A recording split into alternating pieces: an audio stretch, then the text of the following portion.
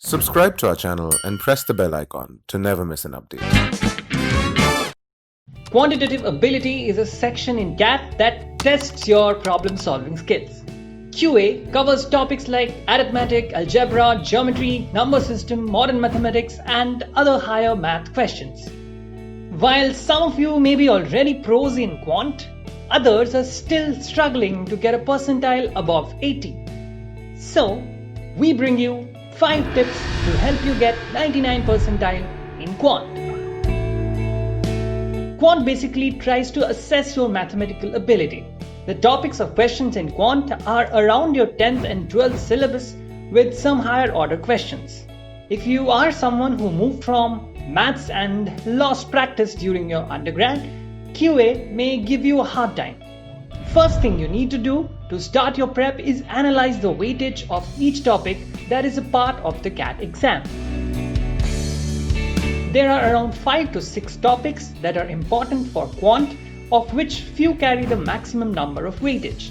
As you can see in this table, the maximum weightage has been given to arithmetic, followed by geometry and modern maths. It may seem logical to start with something that has more weightage and then move to others, because at the end of the day, accuracy, attempts, speed all boils down to the question of particular topic you chose to solve.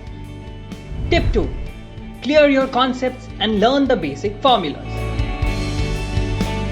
This tip is almost self-explanatory. Every unit test, midterms, final exams we learned since our childhood taught us one thing. To get good marks, it is important to read every chapter and understand the concepts. An unclear concept can lead to a higher probability of wrong answers, leading to poor grades. Same goes for your quant preparation. During first 40 to 45 days, I went through all the concepts and basically got a run through and practiced some questions from some of my weaker topics as well. That was Divyansh Gupta and I am Indore Kanwat.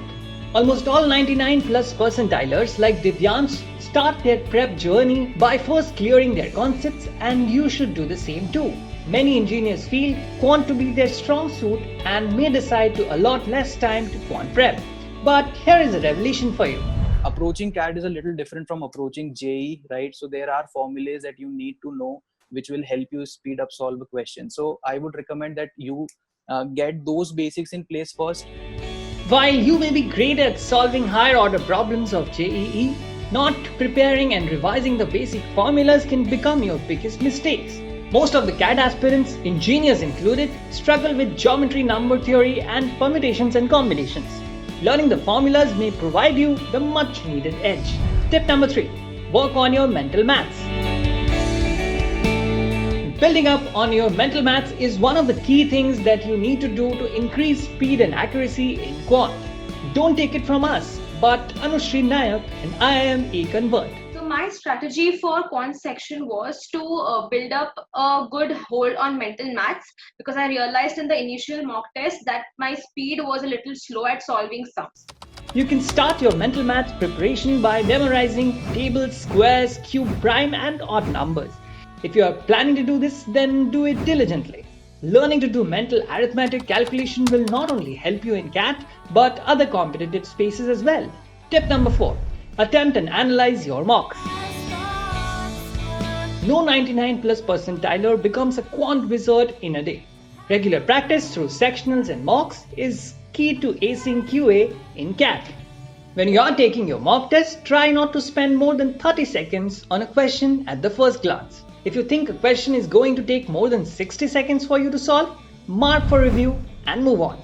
The beauty of CAT exam is the freedom to revisit questions. However, just giving mocks and sectionals will not do the trick. You need to revisit each and every question, both right and wrong, that you attempted in your mocks and see if there is anything that you could have done differently. You can also gather data on your mocks and the questions you attempted. This will help you identify your test-taking pattern and work on your weaknesses. But how does one do that? Try doing what Isha Nisar and I am a convert did. I made like an Excel sheet of different worksheets. So the first thing would be an overall analysis wherein I would be comparing test versus test of how many attempts I've made versus the correct versus the wrong versus the accuracy and percentile score. The last tip we all like to give you is to be confident and motivated. Motivation is the most important thing most aspirants must continue to have.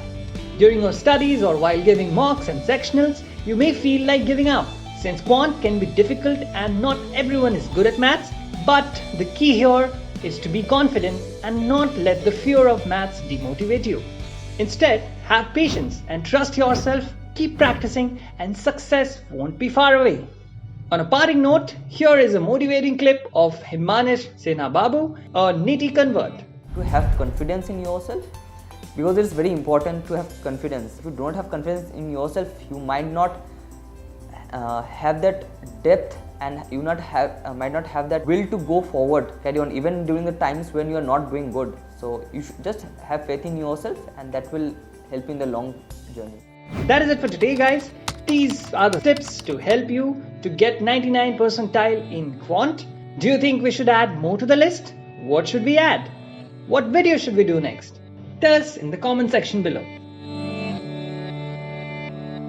Hi guys, Inside IIM has come up with an exciting new one-on-one mentorship product where you get to interact with superstar managers from different businesses, different functions. You can ask them everything around your career, your education, your future success. If you are interested, the link is in the description below. Thanks.